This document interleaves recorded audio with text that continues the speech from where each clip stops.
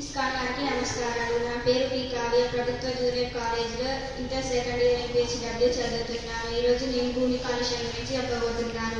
భూమి కాలుష్యం కావడానికి కల కారణాలు: సేంద్రియ పదార్థాలు ఎక్కువగా ఉపయోగించడం, చెట్లను నరకడం,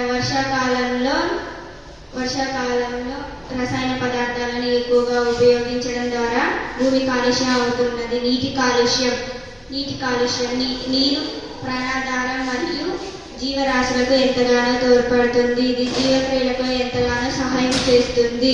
రోజువారీ తాగడానికి మరియు వంట చేయడానికి, శుభ్రపరచుకోవడానికి నీరు ఎంతగానో ఉపయోగపడుతుంది. జీవులు ఆరోగ్యంగా ఉండాలి అంటే వాటర్ ఎంతో కీలకమైన పాత్ర వహిస్తున్నది. గాలి కాలుష్యం. మనం ఉపయోగించే వాహనాల పొగ ద్వారా గాలి కాలుష్యం అవుతున్నది. గాలి కాలుష్యం అవడానికి గల సూచనలు: గాలి కాలుష్యం కాకుండా ఉండడానికి గల కారణాలు: గాలి కాలుష్యాన్ని పెట్రోల్ లేని వాహనాలను ఉపయోగించడం,